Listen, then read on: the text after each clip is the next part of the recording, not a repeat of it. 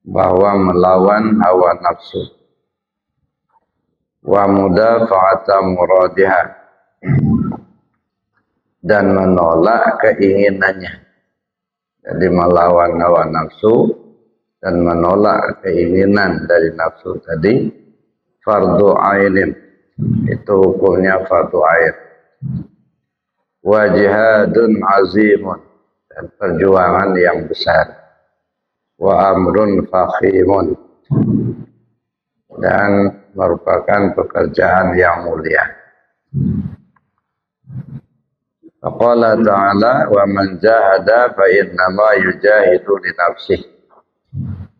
Allah berfirman, siapa orang yang berjuang melawan hawa nafsunya, fa innama yujahidu li nafsihi.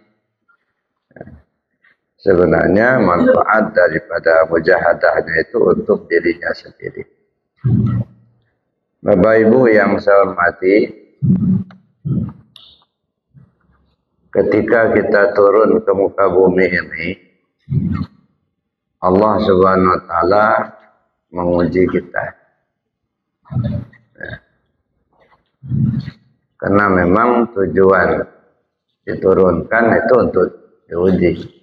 Khalaqal mauta wal hayat liyabluwakum ayyukum ahsanu amala. Allah ciptakan yang mati dan yang hidup. Khalaqal mauta wal hayat. Yang mati jasad, yang hidup ruh. Jadi ketika Allah sudah menyatukan jasmani dan rohani, itu artinya kita sudah turun ke bumi. Untuk apa kita turun ke bumi? Liyabluwakum ayyukum ahsanu amal. Karena Allah akan menguji kamu, siapa di antara kamu yang terbaik amalnya. Nah, jadi kita turun ke bumi ini dalam rangka menempuh ujian. Apanya yang diuji? Yang diuji itu karena kita sudah menerima ketetapan amanah dari Allah.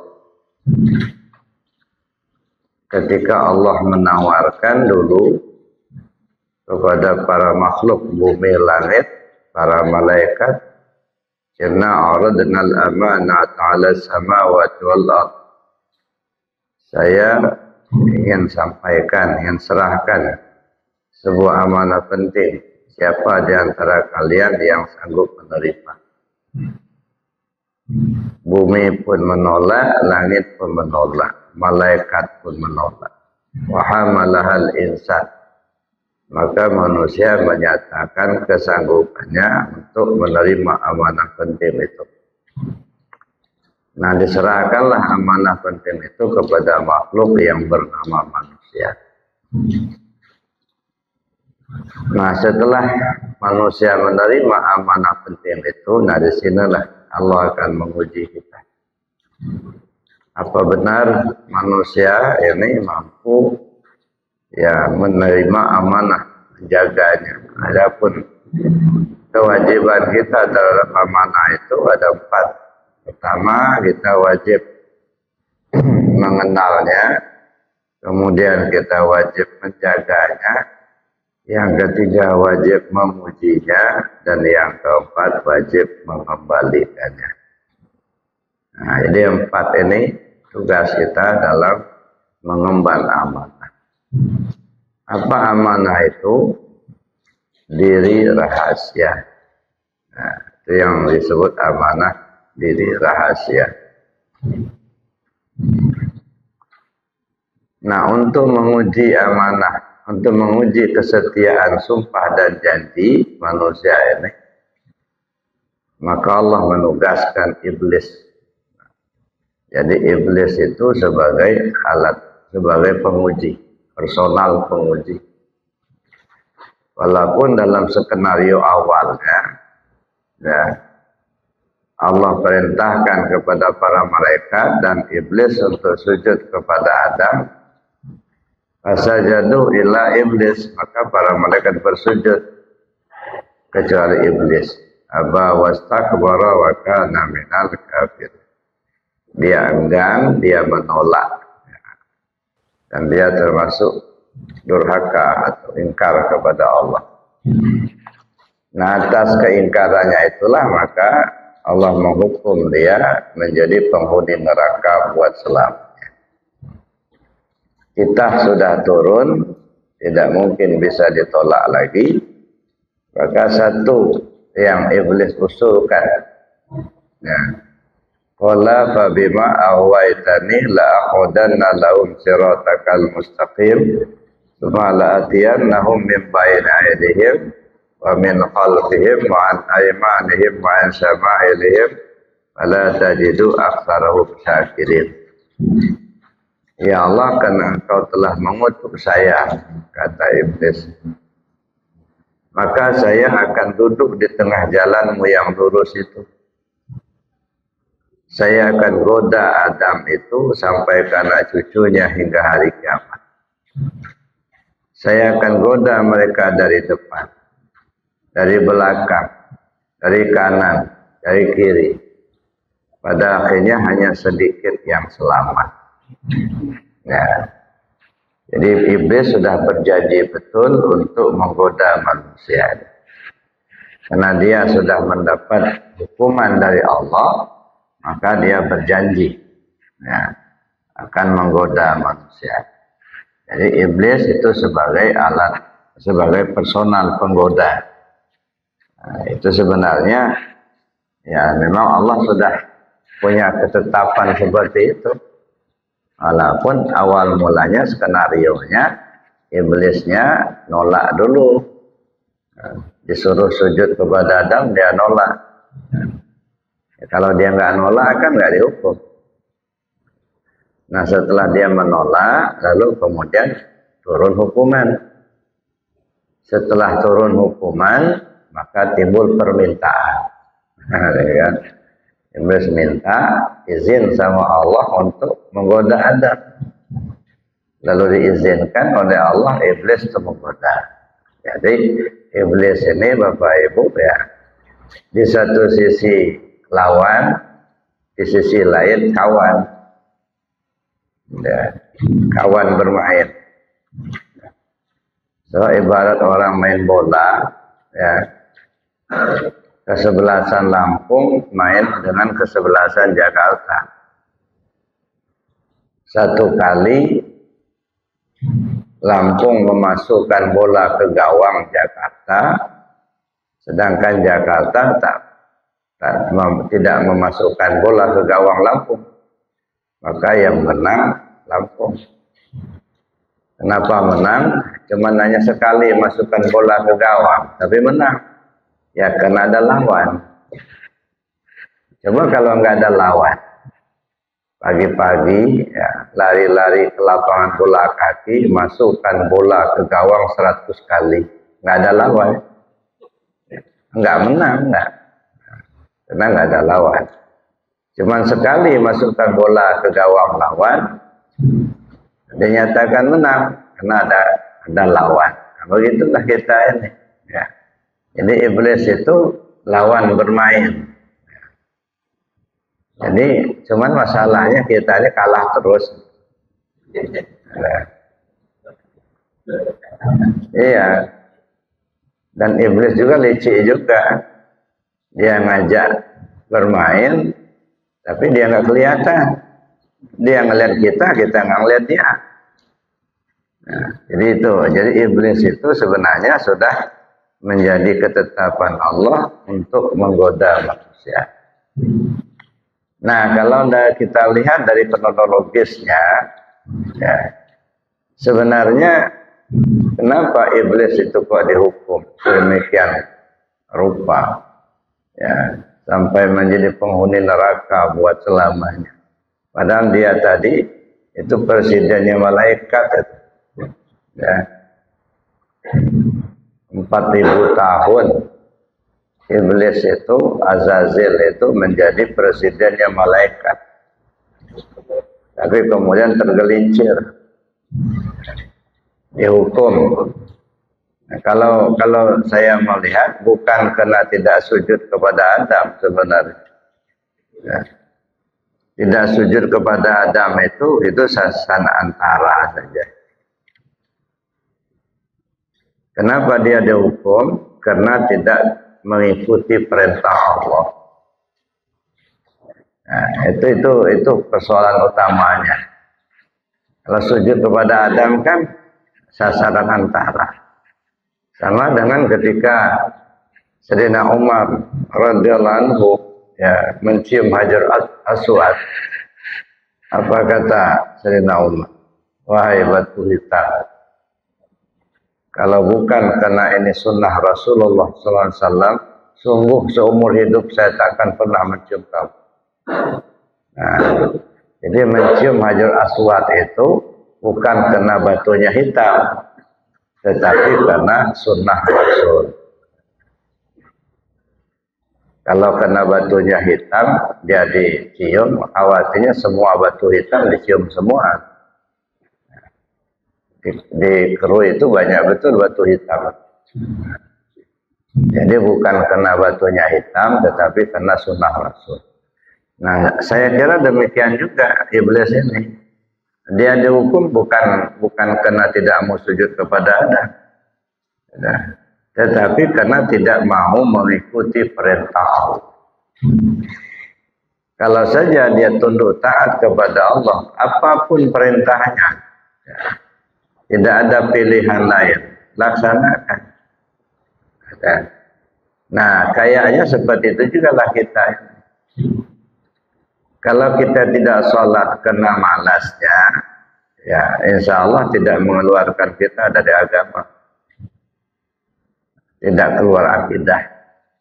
Tapi kalau tidak melaksanakan sholat karena berkeyakinan sholat itu tidak wajib, nah itu sudah keluar akidah. Nah, artinya sudah nggak percaya sama Allah lagi.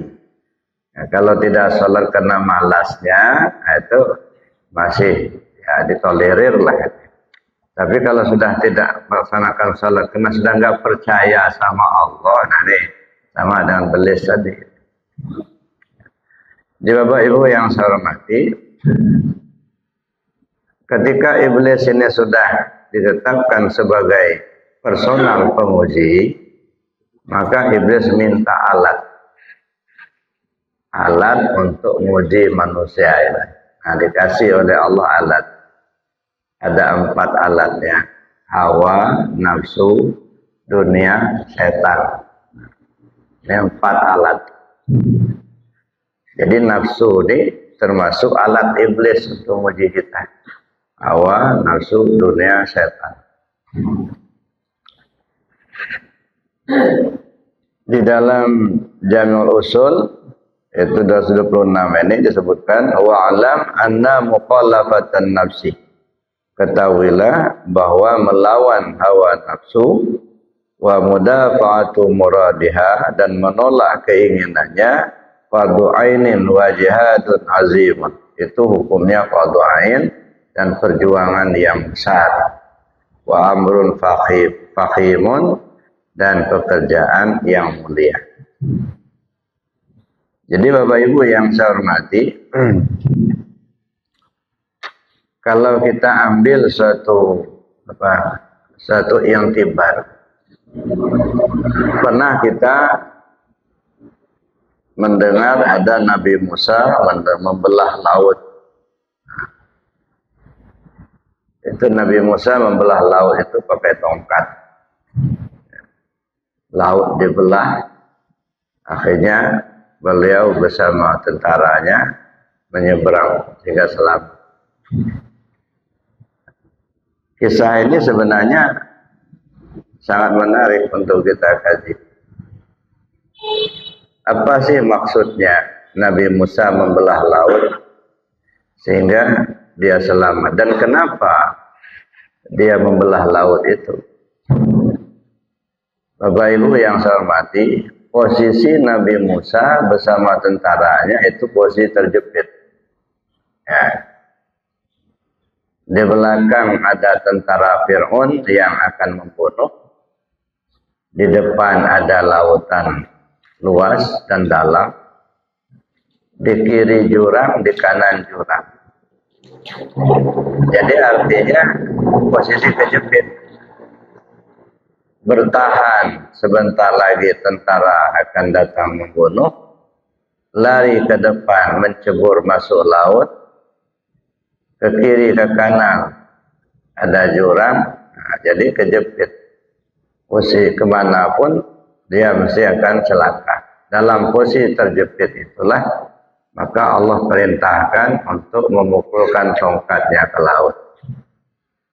Sehingga laut menjadi belah. Setelah laut belah menjadi jalan. Lewatlah Nabi Musa bersama pengikutnya sampai di seberang menerusi jalan itu. Ya, jadi laut itu ya tidak sampai ke bertemu.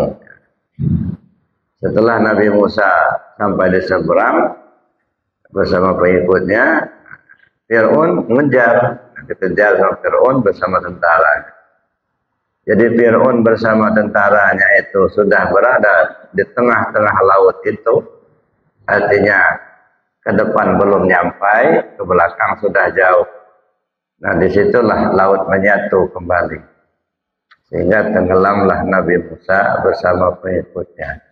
Maka Nabi Musa ya meninggalnya, matinya itu di laut, di telan laut.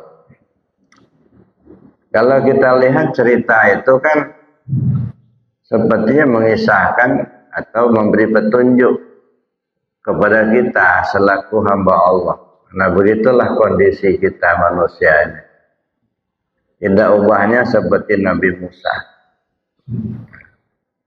Di depan laut, mana laut? Dunia ini lautan. Dunia bahrun amik. Dunia itu lautan yang dalam. Kita berada di tepi laut. Alangkah banyaknya manusia yang sudah tenggelam di lautan dunia. Nah, tidak tahu arah hidup, kemana arah hidup. Ya, tenggelam di lautan dunia. Di belakang tentara yang akan membunuh. Siapa? Iblis. Iblis selalu berupaya menggoda kita manusia. Ibarat tentara Fir'aun tadi yang akan membunuh. Di kiri jurang, di kanan jurang. Hawa dan nafsu.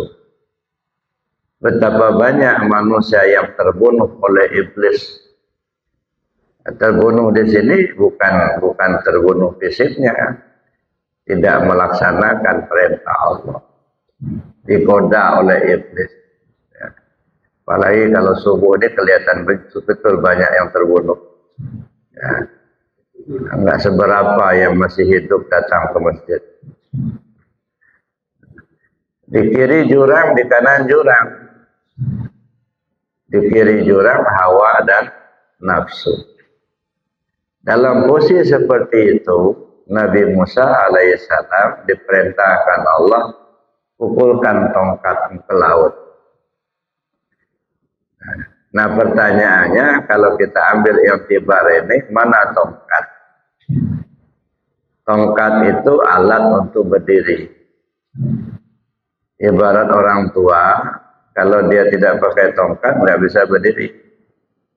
Maka alat untuk berdiri. Dalam konteks ini, apa yang harus berdiri? Yang harus berdiri tauhid. Karena itu pokok. Tauhid harus berdiri tegak. Mana alatnya? Kalimat tauhid. La ilaha illallah. Itulah tongkatnya Nabi Musa. Ya. Lalu pukulkan tongkat ke laut. Sehingga laut menjadi belah. Artinya apa? Amalkan, pahami. Belahlah lautan dunia ini dengan kalimat tauhid. Artinya silahkan bekerja di atas dunia ini di lini manapun kita berada. Ini membelah lautan dunia. Mau jadi pejabat silakan, menjadi petani silakan, menjadi pedagang silakan. Asal ada tauhidnya. Pejabat yang ingat hati ke Allah, insya Allah selamat, tidak akan jadi koruptor. Pedagang yang ingat hati ke Allah, insya Allah dia jujur. Petani yang ingat hati kepada Allah, maka dia akan tunduk taat dengan aturan Allah. Zakat dia keluarkan, batas tanah tidak bergeser. So, kalau tidak begitu, kalau hati ini tidak ingat kepada Allah, yang selalu dilihat itu adalah kepentingan. Ya. Jadi Allahnya dikesampingkan. Ada satu kisah Bapak Ibu. Ada seorang petani. Petani ini sudah terbiasa dia setiap panen itu biasanya hasil panen itu bagi 3. Sepertiganya untuk dimakan, sepertiganya untuk zakat, sepertiganya untuk bibit. Nah, jadi bagi 3 panen itu.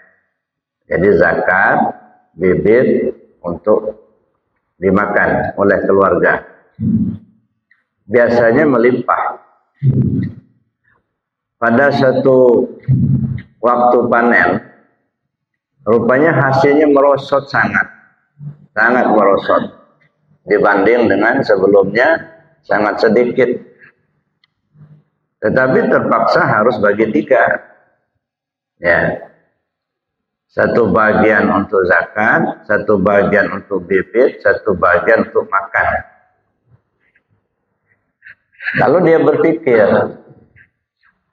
kalau bibit ini nggak bisa ditunda, ya, nggak bisa ditunda karena dia akan ditanam lagi. Kalau nanti dijadikan sebagai makanan, itu nanti nggak bisa nanam, maka bibit mesti wajib. Tapi zakat ini, ya, kalau dikeluarkan zakat tahun ini, sepertinya makanan ini persiapan makan, ya dalam setahun ini nggak cukup kan. Ya. Tapi kalau zakat ini bisa digabungkan untuk makanan mereka sekeluarga, kayaknya cukup. Tapi boleh tidak zakat panen tahun ini ditunda dulu, nanti tahun depan baru dikeluarkan double. Nah, zakat tahun depan sama membayar zakat tahun ini. Boleh apa tidak? Nah, dia sedang bingung ini. Tanya ke sana sini. Ya, ketemulah dengan seorang syekh. Ya. Dia bertanya, wahai syekh, saya ini seorang petani. Tahun ini hasil panen saya itu sangat merosot. Biasa saya bagi 3 bagian. Satu bagian untuk bibit, satu bagian untuk zakat, satu bagian untuk makanan. Saya ingin tanya sama Syekh, kira-kira boleh tidak kalau zakat tahun ini saya pending dulu untuk saya penambah makanan kami sekeluarga. Zakat tahun ini akan saya bayar tahun depan. Kalau sudah panen tahun depan saya dobelkan bayar zakatnya.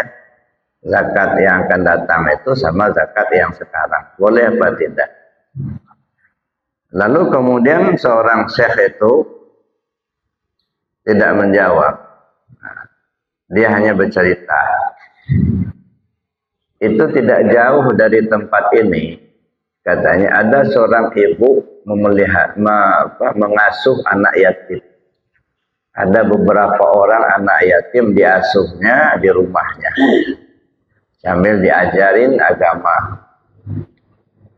Kamu pulang saja, bawalah beras seikhlas kamu. Apa 5 kilo, apa 10 kilo, terserah. Bawa beras itu, serahkan sama ibu yang mengasuh anak yatim itu. Ya, untuk tambahan makanan mereka. Nanti kamu akan dapat jawaban dari itu kata kiai tadi.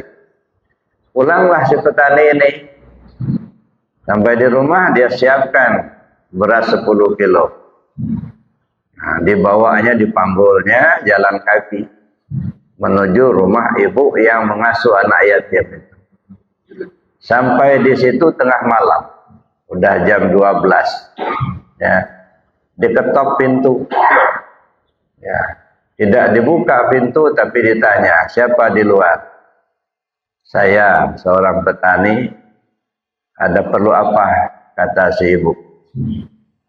Saya ingin memberi bantuan untuk ibu. Bantuan berupa apa? Beras untuk makanan anak-anak besok. Maaf Pak, anak-anak saya sudah tidur semua. Mereka sudah makan. Mereka tidak penting beras. Ya untuk besok. Kata si petani ini. Astagfirullah, kata si ibu. Apa Bapak tahu anak saya masih hidup besok? Ya. Kalau untuk makanan mereka besok, apa Bapak tahu mereka semua masih hidup besok? Nah, mulai terperangahlah dia. Nah, saya titipkan saja sama ibu. Saya nggak berani Pak, katanya. Bawa aja pulang lagi. Nggak usah mikirin anak saya sudah makan semua, mereka sudah tidur. Untuk makanan besok biarlah Allah yang memikirkannya, Allah yang menentukannya. Nggak usah bapak sih nggak tahu kata bapak masih hidup atau udah mati mereka. Nah, bawa pulang aja beras itu. Nah, akhirnya dibawalah beras itu pulang kembali. Sampai di rumah mikir si ibu itu ya tidak mau menerima hadiah saya dengan alasan anaknya sudah makan. Saya katakan untuk makanan mereka besok pagi. Malah dia menjawab, apa Bapak tahu kalau anak saya masih hidup besok? Oh kalau begitu, kata dia dalam hatinya, zakat tahun ini harus saya keluarkan juga. Sebab saya sendiri tidak tahu apa tahun depan saya masih hidup atau mati. Nah kan? Akhirnya dikeluarkanlah zakat. Nah, itulah jawabannya. Ya. Dikeluarkan zakatnya tahun itu, ya. Kemudian bibit pun disiapkan, kemudian satu bahagian untuk konsumsi. Dalalahnya, alhamdulillah, ya. Konsumsi walaupun hasil panennya berkurang, ya dibanding dengan tahun sebelumnya, tapi mencukupi. Ya, mencukupi dari hasil panen tahun itu. Jadi tidak berkurang. Nah itu Bapak Ibu yang saya hormati. Ya, kalau kita perhatikan, ya kembali kita kepada pokok persoalan tadi. Nah, yang kadang-kadang kita mengikuti hawa nafsu kita. Itu yang saya katakan tadi, tidak ubahnya kita ini seperti ya Nabi Musa membelah lautan itu. Kita inilah sebenarnya, maka Al-Quran itu sebagai petunjuk. Ya. Silakan kita jalani kehidupan di atas dunia ini, tapi jangan lupa harus berdiri di poros ketuhanan. Ya, belahlah lautan dunia ini dengan tongkat alat untuk berdiri. Yang berdiri tauhid, alatnya kalimat tauhid, la ilaha illallah. Nah, itu Bapak Ibu yang saya hormati. Ya.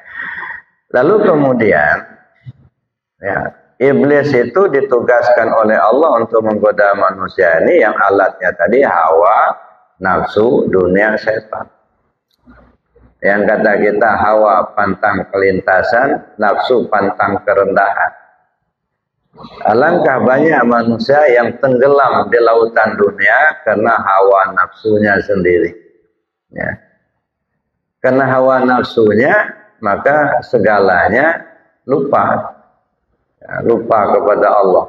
Yang dikejar hanya dunia saja. Ya, hawa dan nafsu.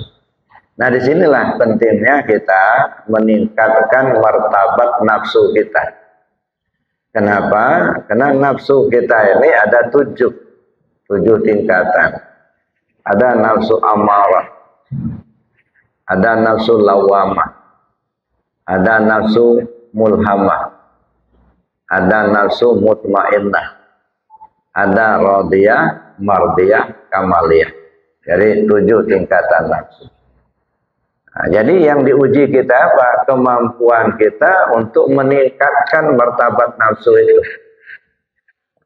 Sebab masing-masing tingkatan nafsu itu punya keinginan yang berbeda. Nah, keinginan itulah hawa. Di tingkat amarah itu keinginannya beda. Jadi keinginan nafsu di tingkat amarah itu selalu jelek. Ya, tidak mau ibadah, kerjanya maling, membuli orang, nyalah-nyalahin orang terus. Pokoknya gudang dosa lah. Ya, nafsu amarah itu. Maka perlu kita tingkatkan kelasnya supaya agak terdidik dikit lah. Jadi terpelajar nafsunya. Nah, dengan kita melaksanakan riyadhah, dengan kita melaksanakan zikir, dengan kita pahamin kajian ketuhanan, sedikit demi sedikit meningkat. Nah, dari amarah kepada lawamah. Nah, kalau sudah lawamah, ini keinginannya beda lagi. Ya. Kalau lawamah itu sudah ada kebaikan tapi tidak bisa bertahan atau belum bisa bertahan.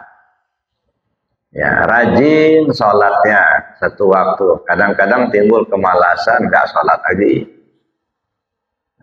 Kadang-kadang kepingin rajin bersedekah, tapi kadang-kadang juga nggak mau bersedekah. Jadi kebaikannya sudah ada tapi tidak bisa bertahan. Nah, ini di kelas lawamah. Nah, jadi keinginannya agak berbeda dengan amarah. Lalu kita tingkatkan lagi dengan kita mengkaji ilmu ketuhanan. Lalu kemudian kita berzikir, banyak ibadah, banyak riyadhah, banyak latihan, ujian. Baik ujian yang diberi Allah secara langsung maupun secara tidak langsung. Ya. Akhirnya meningkat menjadi mulhamah. Kalau sudah mulhamah, ini tingkat ketiga, itu sudah ada pembimbing. Ya. Sudah ada malaikat khusus yang ditugaskan oleh Allah untuk membimbing. Begitu ada kemauan dia mau melaksanakan kejahatan, nah ditegur, jangan. Bimbingan itu berupa alarm. Ada pikiran kita, jangan-jangan gimana kalau begini, gimana kalau begini. Rasa takut timbul. Akhirnya nggak jadi. Kadang-kadang bimbingan itu ya berupa alam. Misalnya ada orang yang kepingin betul untuk maling. Tiba-tiba hujan lebat, nah, nggak jadi berangkat. Ya. Jadi ada ya malaikat khusus yang ditugaskan Allah untuk membimbing. Ya, sehingga di dalam dirinya seolah terdapat alarm. Ketika dia akan melakukan perbuatan jahat, alarmnya bunyi. Nah, sehingga nggak jadi. Nah, keinginan juga berbeda. Nah, dengan kita meningkatkan zikir, ya, kita tekuni ibadah, lalu kita kaji ilmu ketuhanan lebih dalam lagi, sehingga meningkatlah kelasnya menjadi mutmainnah. Nah, kalau sudah mutmainnah, ini sudah timbul ketenangan. Ya, ada masalah, tenang. Sehingga orang lain melihatnya tenang terus, kayak nggak ada masalah itu. Nah, timbul ketenangan jiwa. Ya. Nah, Bapak Ibu yang saya hormati, nah ini tingkat ketenangan ini sudah mulai. Kalau sebagian orang ya mengatakan ini pintu kewalian. Nah, sudah mulai ada ketenangan. Ala bizikrillah tatma'innul qulub. Bahkan ini ditengarai sebagai terminal. Nah, sebagai terminal yang dari atas turun ke mutmainnah. Yang dari bawah ya sampai ke mutmainnah sebelum dia lanjut. Nah, ini terminal. Makanya yang ada di mutmainnah itu yang diseru oleh Allah, ya ayyatuhan nafsul mutmainnah irji'i ila rabbiki radiyatan mardiyah fadkhuli fi ibadi wadkhuli jannati. Jadi sudah ada ketenangan.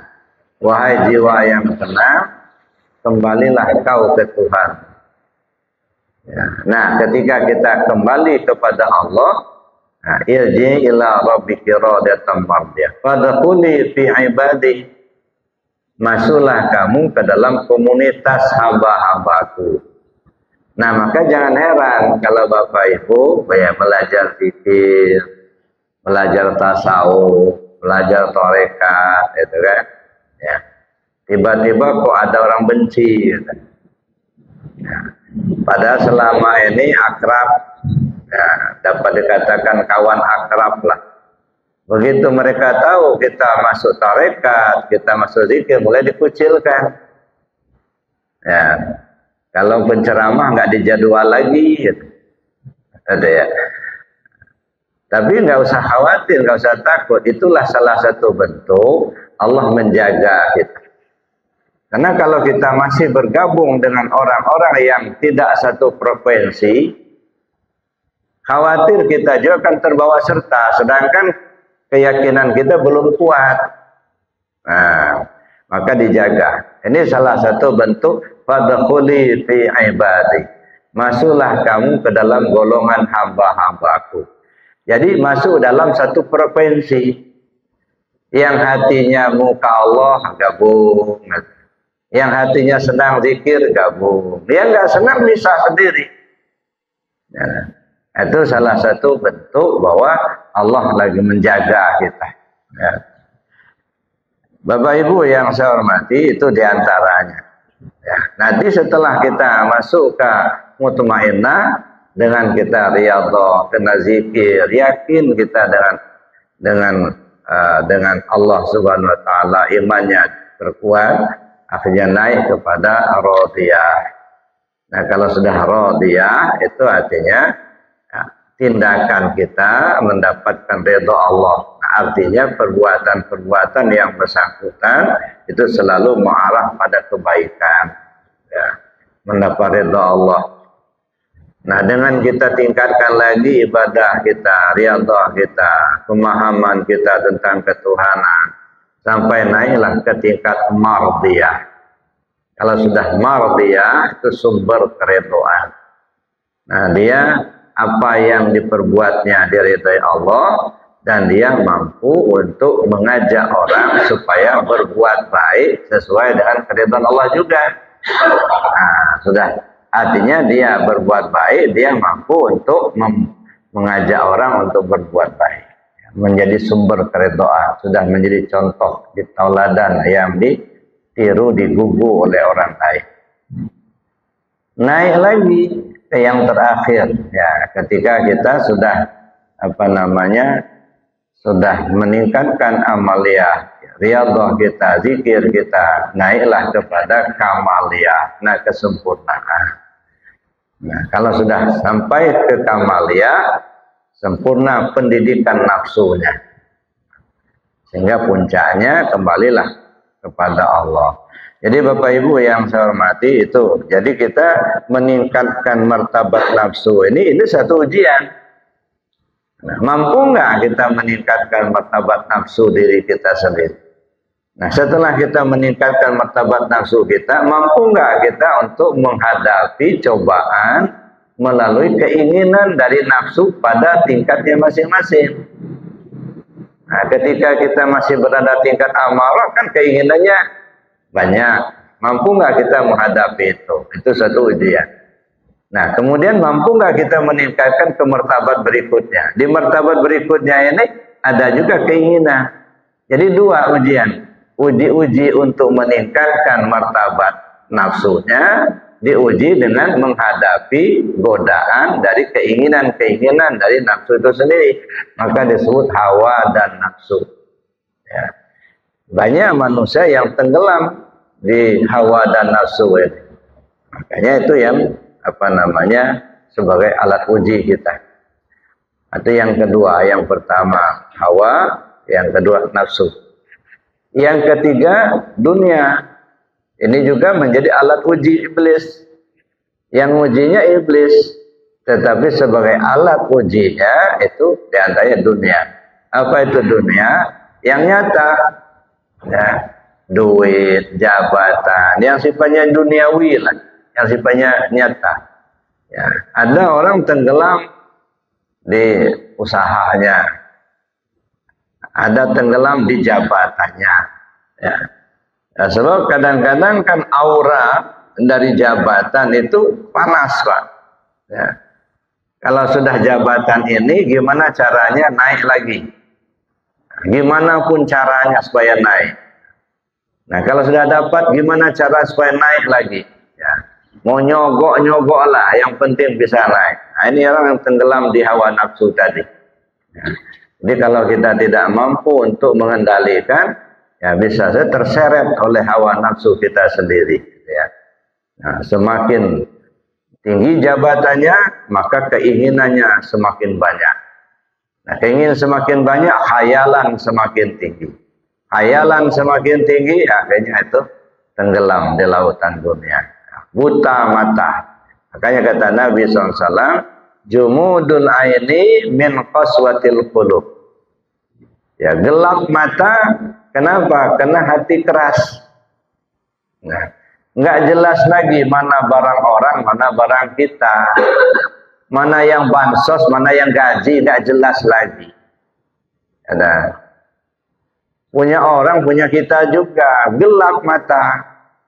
Kenapa gelap? Karena hati terlalu keras.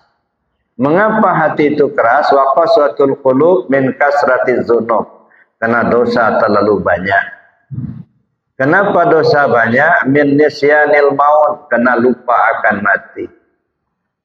Kenapa lupa akan mati? Wa nisyanul maut min tulil amal, terlalu panjang angan-angan.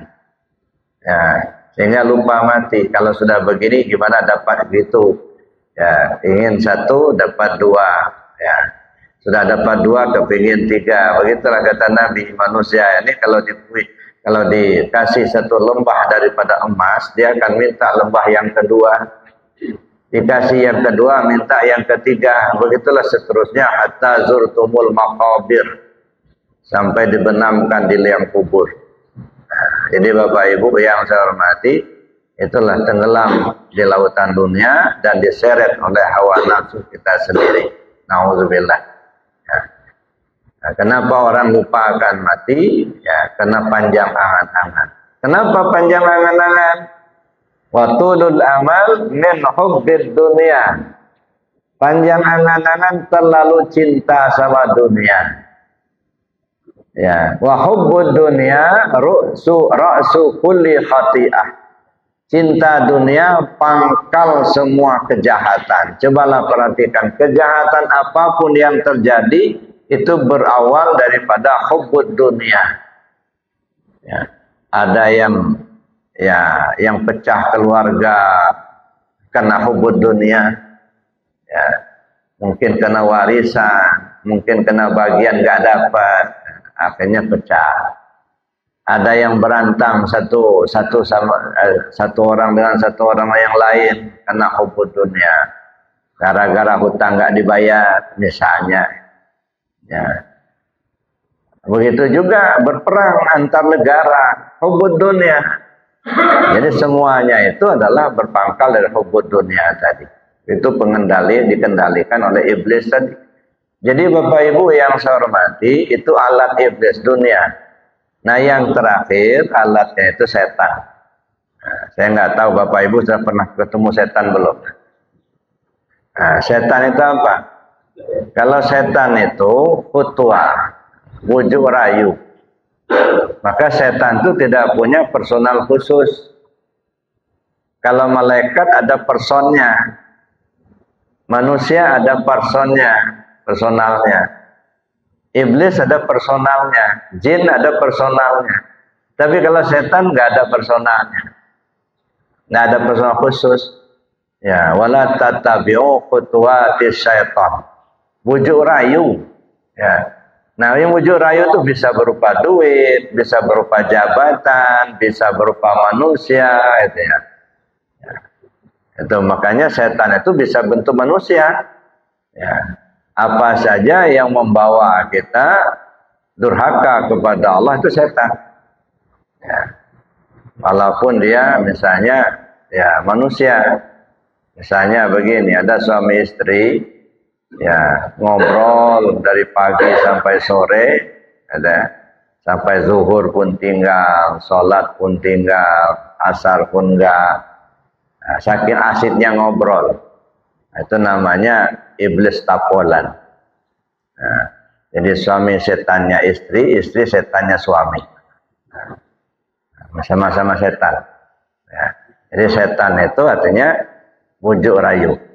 Jadi Bapak Ibu yang saya hormati, iblis ini sangat licik. Nah, di samping dia menggunakan alat-alat itu untuk menggoda manusia ini, dia tidak pernah putus asa.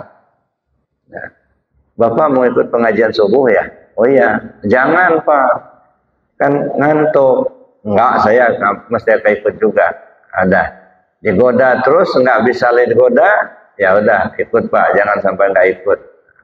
Apa dilepas? Enggak, diiringkan.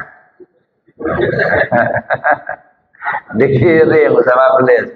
Ya Pak, karena dia sudah frustasi, sudah nggak bisa lagi mengajak untuk ditinggalkan. Ini saya kuat betul mau ngaji ini.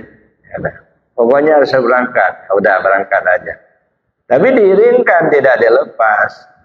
Itu sudah selesai, Bapak duduk aja di sini, kata iblis.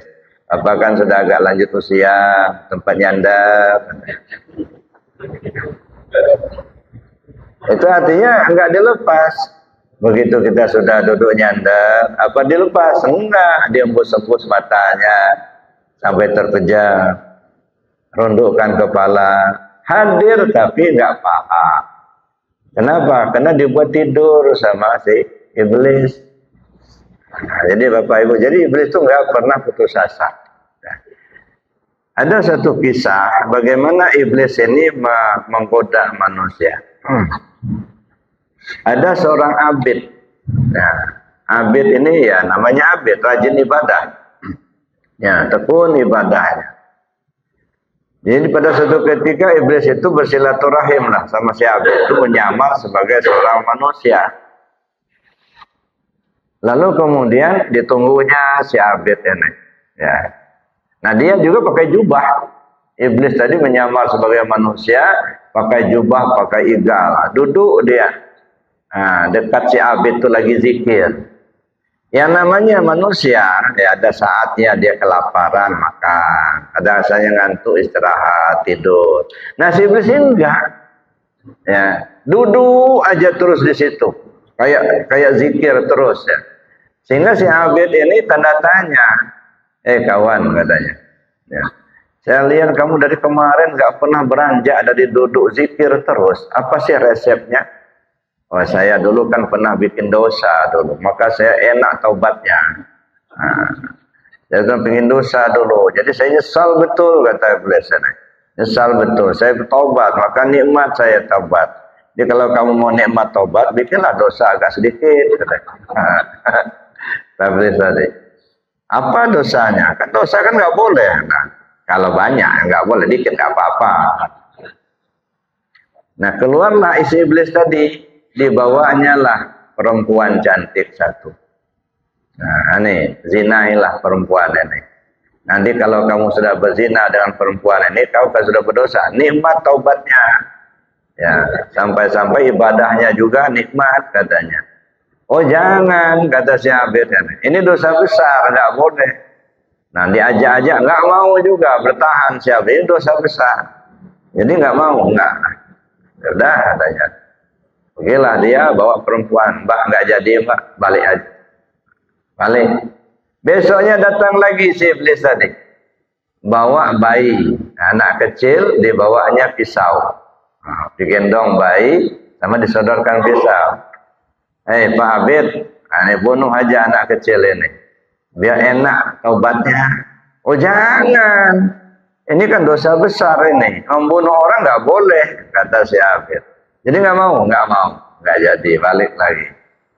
Nah sudah itu datanglah si iblis tadi. Begitu datang dia seperti orang ya frustasi, menung aja. Kenapa kau menung terus, kata si abid. Saya bingung katanya, apa yang bisa kamu buat supaya kamu nikmat ibadahnya. Ini yang saya pikirin. Saya kan setia kawan. Gini aja kata si iblis tadi. Kita istirahat dulu. Kita cari minuman dulu, ngopi dulu kita. Nah, mulai keluar, ngopi, cari warung. Nah, iblis lah yang nuntunnya itu. Ketemulah warung. Sudah warung, pesanlah minuman keras. Nggak boleh, kata si Habib, minuman keras dosa. Kalau banyak, kalau dikit nggak apa-apa. Nah, coba seteguk aja, nggak usah banyak-banyak. Yang penting kamu sudah ada dosa, sehingga kamu bisa nikmat taubatnya. Kayak masuk akal pula sama si Abid ini. Diminumnya lah satu teguk minuman keras. Dasar nggak pernah minum, puyeng, muter. Nah, begitu dia sudah mabuk, iblis masuk. Ya. Ternyata yang punya kedai itu mbak yang dibawa tadi, yang dibawa kemarin, ada perempuan cantik, punya anak kecil. Anak itulah yang dibawa mau dibunuh. Ya dah. Nah, begitu dia sudah mabuk, iblis masuk. Pak, itu anak itu akan jadi saksi itu nanti. Ya dah. Ya. Nah, akhirnya dizina dulu ibunya. Ya. Jadi ibu itu, yang perempuan itu digoda iblis, dizinainya si perempuan itu. Sudah dizina, anak kecil kan di sampingnya, digoda lagi sama iblis. Pak, kamu sudah menzinai ibunya.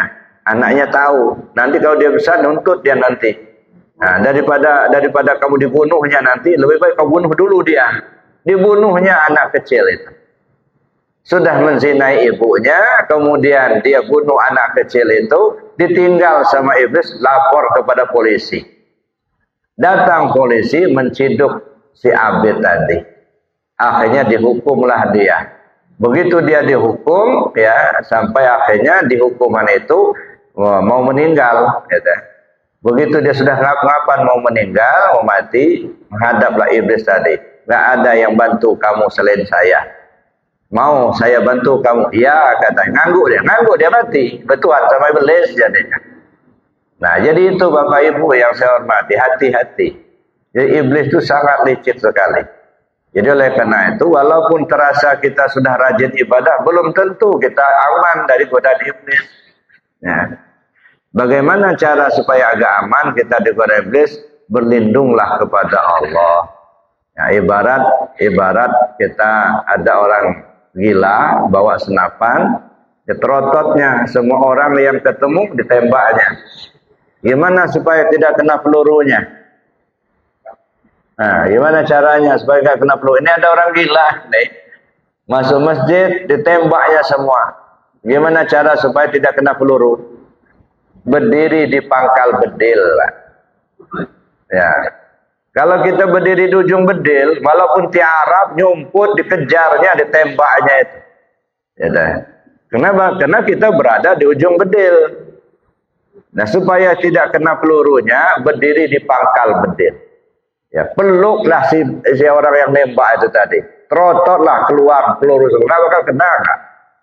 Nah, artinya berlindung kepada Allah itu bukan mengucap auzubillahi minasyaitonirrajim. Kembali ke Allah. So, iblis itu tidak pernah takut dengan manusia. Iblis itu hanya takutnya ke Allah saja. Nah, kalau manusianya ini dekat dengan Allah, maka iblisnya menjauh. Nah, menjauhnya itu tidak takut sama Allah.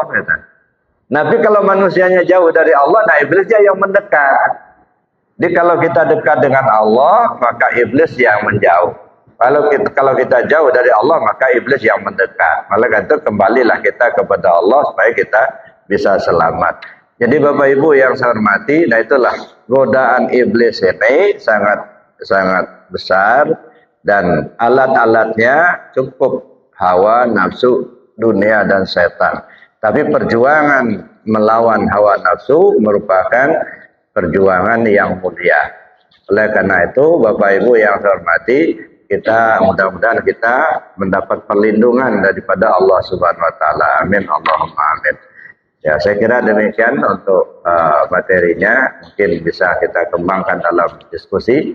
Sementara saya akhiri dulu. Assalamualaikum warahmatullahi wabarakatuh. Berlindung kepada Allah. Caranya bagaimana cara ya menghindar dari godaan iblis itu setiap saat. Wazkur rabbaka fi nafsik tadarruan wa khifatan wa dunal jahri minal qawli bil ghudwi wal asal wa la takum minal ghafilin. Sebut nama Tuhanmu melalui hatimu dengan rasa rendah diri, rasa takut kepada Allah tanpa bersuara, baik di pagi hari, di sore hari, siang, malam, sehat, sakit, lapang, sempit, di darat, di laut, di udara, di mana saja, kapan saja. Wala takum minal ghafilin. Jangan sampai lengah. Terus menerus ingat hati ke Allah. Ya, itu salah satu cara untuk menghindar dari godaan iblis tadi. Ya. Nah, isilah hati itu dengan zikir, ingat kepada Allah. Walaupun kita masih ya belajar, ya insya Allah Allah yang melindungi kita. Itu caranya. Ingat hati ke Allah. Nah, supaya kita bisa fokus, ingat hati ke Allah, latih dulu. Latih hati kita berzikir, latih lisan kita berzikir. Kemudian pahami kajian, ya. Sehingga betul-betul kita tenggelam dalam lautan ma'rifat. Ya. Selalu bersama Allah dimanapun kita berada. Nah, kalau hati kita selalu bersama Allah, insya Allah kita akan terjaga, terlindungi. Nah, itu salah satu cara, Pak. Isilah hati itu dengan zikir. Nah, zikir itu kan ingat hati ke Allah. Nah, terus menerus. Jadi bukan hanya waktu selesai sholat aja, bukan di tikar sejadah aja, di mana saja, kapan saja. Nah, makanya perlu kita memahami zikir itu sendiri. Zikir ini kan ada zikir syariat, ada zikir tarekat, ada zikir hakikat, ada zikir ma'rifat. Ya. Nah, medianya juga beda-beda. Kalau zikir syariat, ucapan dan perbuatan. Misalnya kita mengucap kalimat la ilaha illallah, atau kita baca Al-Quran, itu kan ucapan. Atau kita berbuat, kita sholat, berdiri, ruku, intidal, sujud. Atau kita melaksanakan sedekah misalnya, kita haji misalnya. Itu semua zikir. Ya. Jadi semua perkataan dan perbuatan yang diniatkan karena Allah, itu zikir. Itu namanya zikir syariat. Nah, di tingkat ini yang paling afdal itu kalimah la ilaha illallah. Naik ke zikir tarekat, ingat hati ke Allah terus menerus, di mana saja, kapan saja. Naik ke zikir hakikat, nah dirasa melalui zikir ampusia. Turun naiknya nafas. Nah, ketika nafas turun, masuk, ketika keluar Allahu, Allah. Terus menerus. Nah, itu namanya zikir ampusia. Alatnya rasa. Ya, kalau tarekat ingat, kalau di hakikat rasa. Nah, ini tidak bisa spontan, Pak. Harus dilatih. Nah, supaya kita bisa berlatih, kita pelajari dulu caranya. Belajarlah kepada yang ahlinya, gitu ya. Nah, kemudian ada zikir ma'rifat. Nah, zikir ma'rifat ini dipandang terus menerus. Ya, di mana saja kita berada, terlihat adanya Allah, dipandang. Dan 4 macam zikir ini terakumulasi ketika sholat. Nah, ketika kita sholat ini terbawa semua ini. Zikir syariatnya, tarekat, hakikat, ma'rifatnya. Nah, setelah kita terbiasa di dalam sholat, maka kita bawa keluar.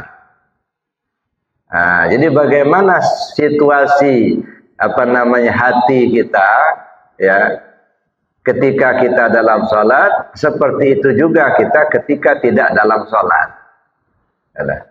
Ya, makanya apa yang kita lakukan dalam sholat itu, ya kita pakai di luar sholat. Dan saya katakan ada sholat sebelum sholat, ada sholat di dalam sholat, ada sholat sesudah sholat. Ya, kalau dalam bahasa tasawuf ini disebut sholatul daim. Ya, sholat yang berkekalan. Nah, itulah yang disebut mendirikan sholat. Kalau sudah berdiri sholat itu, ya itu sudah terus menerus. Jadi bukan mendirikan sholat itu mengerjakan sholat, itu mah pekerjaan sholat. Yang mendirikan sholat terus menerus. Jadi mana saja, kapan saja. Ada. Nah, kalau sudah mendirikan sholat, nah barulah kita tanha anil fahsya'i wal munkar. Ya, barulah sholat yang mampu mencegah perbuatan keji dan munkar. Kalau baru sebatas mengerjakan sholat, sangat rentan untuk mengerjakan perbuatan keji dan munkar. Karena pekerjaan itu kan baru lahirnya. Ya, hatinya belum, ruhnya belum. Ya. Sedangkan yang menggerakkan tubuh kan ruh kita. Ya. Maka kalau ruhnya sudah sholat, ya hatinya sudah ingat terus ke Allah. Ya. Jasmaninya sholat, ingat Allah, ruhnya ingat Allah, sudah kelop lah itu. Sudah. Nah, maka jasmani akan terarah kepada yang baik, karena ruhnya sudah terarah yang baik. Nah, tapi kalau hanya sekedar pekerjaan rajin sholat secara syariat, tapi kalau nggak paham di dalamnya, ya, artinya batinnya belum sholat, yang sholat baru tubuh, ruhnya belum terarah ke situ. Akibatnya ya rentan untuk melakukan perbuatan maksiat. Ya, kenapa? Karena ruhnya belum bisa mengarahkan ya sepenuhnya ke arah yang baik tadi. Ya. Jadi intinya apa? Bagaimana caranya menghindar dari perbuatan maksiat tadi? Ingat hati kepada Allah terus menerus. Ini yang sering saya sampaikan. Kalau ikan di laut tidak terkontaminasi dengan asinnya air laut karena dia hidup. Artinya kalau hati kita hidup dengan zikir kepada Allah, insya Allah kita selamat. Ya, kita tidak akan terpengaruh dengan godaan-godaan iblis tadi. Kenapa? Karena hati dekat dengan Allah. Saya kira demikian, Pak. Mungkin ada yang lain. Kalau cerita Isra Mi'raj ini panjang. Ya, tapi sekedarnya saja. Berapa waktu yang lalu pernah saya sampaikan. Isra Mi'raj dalam pandangan syariat, dalam pandangan tarekat, dalam pandangan hakikat dan ma'rifat.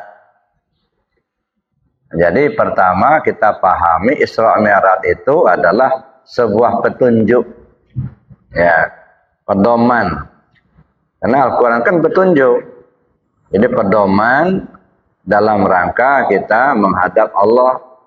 Kalau ingin menghadap Allah, inilah contohlah Isra Mi'raj. Nah, maka kalau kita hanya memahami ya di tingkat syariat saja, maaf Bapak Ibu bisa syirik. Ya. Kenapa syirik? Kalau kita hanya pahami berangkat dari Masjidil Haram di Mekah, kemudian ke Aqsa di Palestina, kemudian kita naik ke langit 1, 2, 3, di sana langitnya ya jauh di situ. Kalau begitu bertempat Allah itu. Kalau Allah itu bertempat sama dengan makhluk kalau begitu. Ya. Alangkah jauhnya Allah itu. Sedangkan kata Allah sendiri, ya, nahnu aqrabu min hablil warid. Kami itu terlebih hampir dari nadimu. Wa fi anfusikum afala tubsirun. Dalam dirimu sendiri kenapa kau tak tahu? Wa wa ma'akum aina ma kuntum. Allah bersama kamu dimanapun kau berada. Oh, jadi kalau begitu dalam perjalanan rohaniyah, gitu ya.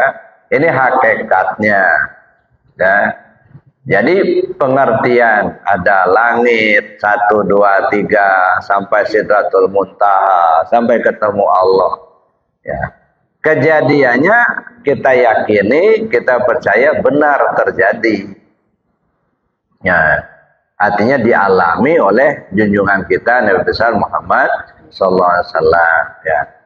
Ya bagaimanapun kita yakini karena memang sudah dicantumkan Allah dalam Al-Qur'an. Al-Qur'an itu bagian daripada rukun iman.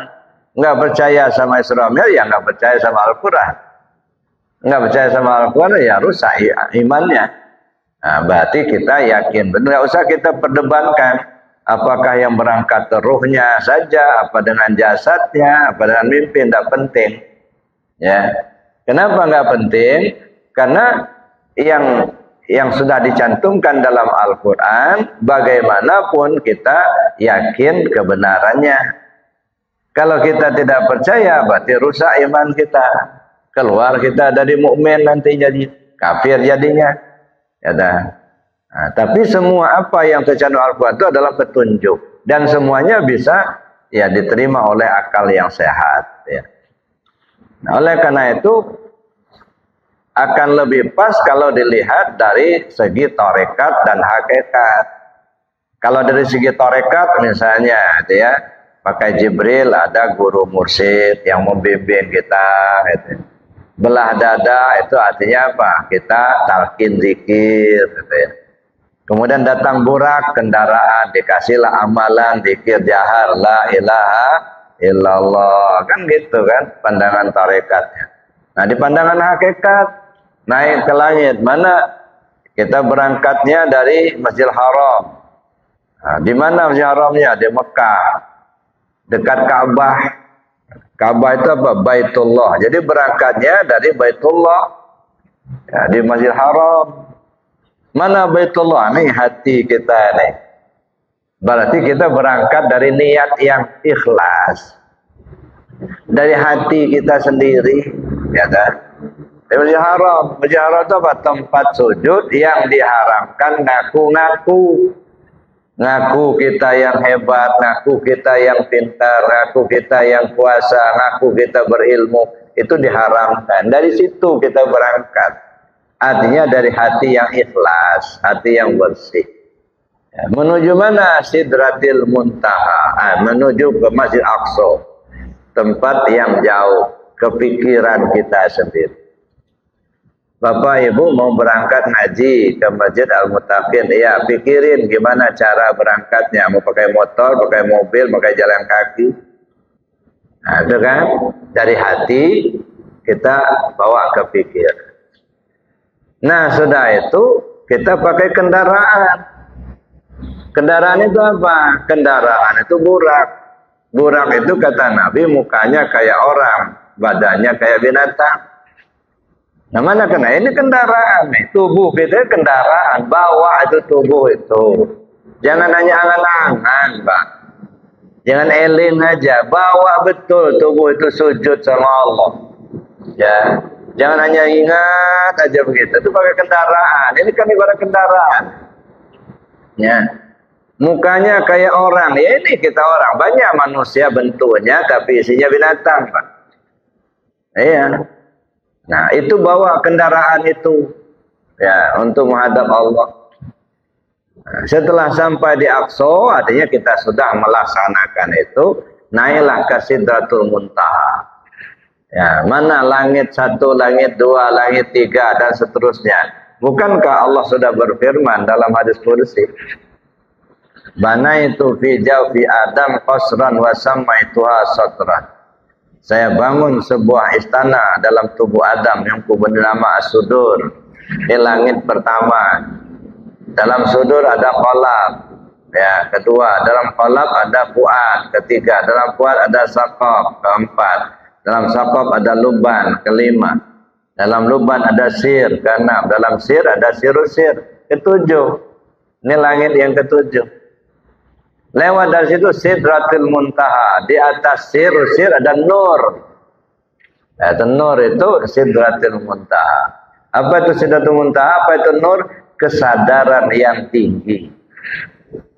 Ya, kesadaran kita terhadap Allah sampai hilang keakuan diri, bahkan kita merasa tak ada, yang ada Allah. Itu ketemulah dengan Allah. Jadi ketemu Allah itu bukan ketemu kayak kita ketemu teman, enggak. Bertemu paham dengan keyakinan. Ya.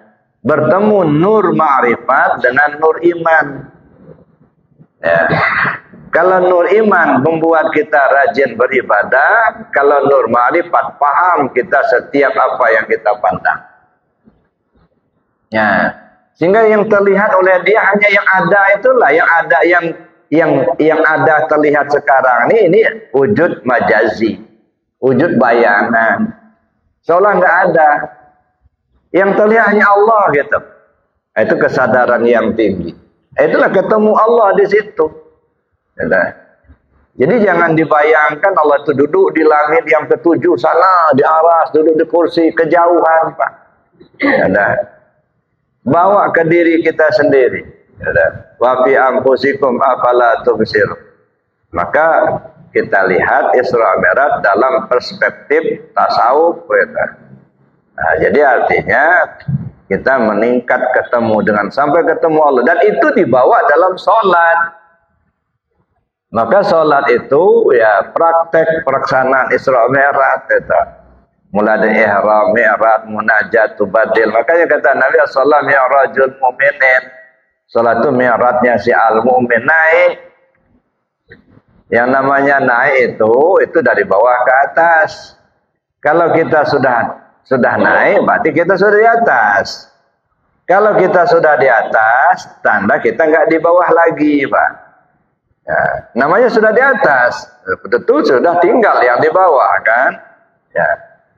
Kalau masih di bawah juga belum naik namanya itu. Nah pertanyaannya, yang di atas itu siapa? Yang di bawah itu siapa? Yang di bawah itu mudas namanya, yang di atas itu qadim. Dari mudas naik ke qadim. Begitu sudah naik ke qadim, tinggal mudas. Kalau sudah tinggal mudas, tidak lagi merasa kita yang sholat. Kalau masih merasa kita yang sholat, belum naik itu, gitu ya. Tidak lagi merasa kita yang tahu, tidak lagi merasa kita yang berilmu, enggak. Yang tahu itu Allah, yang kuasa itu Allah, gitu. Nah, itu Sidratul Muntaha, kesadaran yang tinggi. Gitu ya. Ya itu Pak, ya. Jadi Sidratul Muntaha. Ada tempat yang namanya Sidratul Muntaha. Nanti ke Arafah itu mestinya Sidratul Muntaha. Ya, saya kira gitu Pak ya. Baik, karena kita dibatasi waktu, ya kita cukup sampai di sini. Mari kita tutup dengan doa dan kafarat majelis. Bismillahirrahmanirrahim.